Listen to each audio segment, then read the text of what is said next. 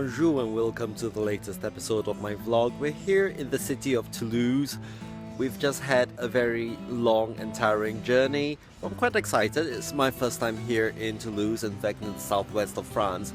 Even though I've been to France many times before and I've lived and worked in Paris, there's still many corners of France waiting to be discovered. So I'm going to try to power through this afternoon and not fall asleep somewhere in the middle of Toulouse and show you why it is worth visiting this city. Okay, I managed to get a quick nap after recording this introduction video, and what better place to start than the Raymond VI Gardens, which is located on the banks of the river Garonne. And as you can see, it's a grey day, it's been raining, and the river is very full. And what I'm going to do is stop talking for a moment so you can hear the almighty roar of the river when you walk along it. Perfect.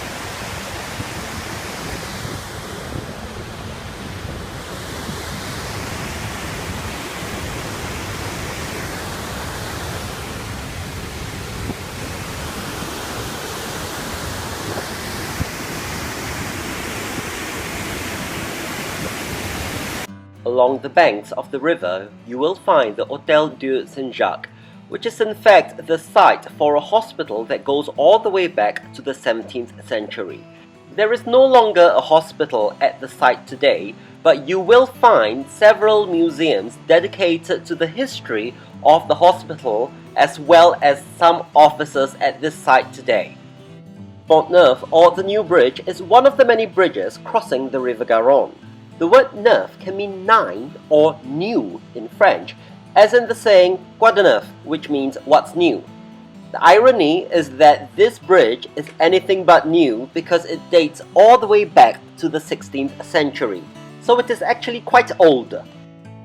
Now I could tell you about the history of every single French old building featured in this video, but that would be rather boring and that's what Wikipedia is for. But the whole reason why Toulouse has such a charming old town is because it lay within the zone libre, or the free zone, during World War II, and the Germans actually did not have to attack Toulouse quite the same way it attacked a lot of the other French cities around Paris and closer to the German and the Belgian borders. So as you can see, even on this rather wet and rainy day, the old town of Toulouse was fascinating to explore on foot. Just make sure you have an umbrella and appropriate shoes if you find yourself walking around in the old town in the rain like this. One aspect of life in France that I find thoroughly fascinating are these beautiful, huge street markets where the farmers bring in their produce, often directly from their farms in the countryside, and sell them directly to the folks in the city.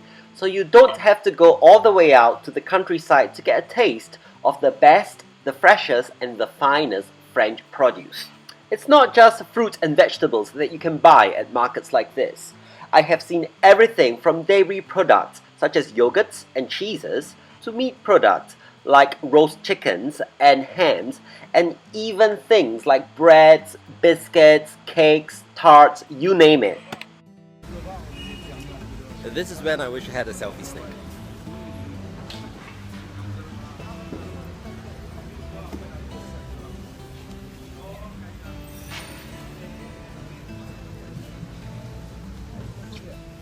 The Basilica of SaintSaens is one of the oldest buildings in Toulouse.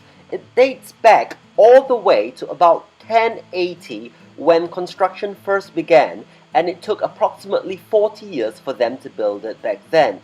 Now I could read you the whole Wikipedia page about this basilica and its history, but that's what Wikipedia is for, and that's not the purpose of my video. What I do love about visiting these very old, beautifully, lovingly preserved churches is the fact that they are literally a living museum dedicated to the history of this part of France. And even if you are not a religious person, it is wonderful to visit such a church and think about how the people used to worship here all those centuries ago. Most churches in France are free to visit although there may be some parts of the church such as the bell tower or a private garden where you may have to pay a small entry fee to enter. However, the most famous French church in the entire world is the Notre Dame of Paris, and not only would you need to purchase a rather expensive ticket to enter that church, you would also probably need to queue for an awfully long time just to get into the church on most days. One of the most popular streets in the old town is Rue de Tours. Here you will find everything from restaurants to cafes, to bars, to boutiques, to hotels, and of course lots of souvenir shops for the tourists. It's one of those places where you simply cannot take a bad photo. Just point your camera anywhere. The capital of Toulouse is the town hall of the city and generally regarded as the very center of Toulouse city. A building has existed on this site as early as the 12th century for that purpose, but most of the modern and beautiful facade that you see before you in this video was actually built between the 18th to the 20th century. Toulouse is in fact the fourth largest city in France after Paris, Marseille, and Lyon. What this means is that you will have plenty of shopping to do in the center of Toulouse because you are going to find all the major French department stores there. And if I may take a moment to talk about Toulouse's public transport, which is really efficient because you have a mix of buses, trams, and metro, which is like the underground or the MRT. There is even a navette gratuit, which is like a free shuttle bus that circulates around the old town, so look out for that one. I could fill an entire video just filming the beautiful historic old churches of Toulouse, but one of my favorites that I must share with you from this trip would be the Church of Les Jacobins. Construction started here in 1230. Now that's an awfully long time ago, and the church is still looking incredible today.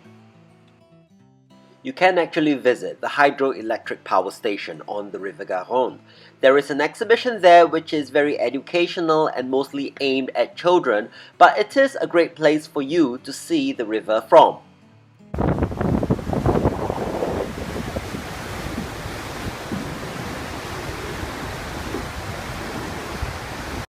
I like Toulouse. There's a certain laid-back vibe about it, and when the weather is nice and warm, there are plenty of places where the locals can congregate, such as here in Place Saint-Pierre, where you can grab a coffee, sit by the river, and just chill, spend time with your friends. Next to the Palais National is the Toulouse Cathedral.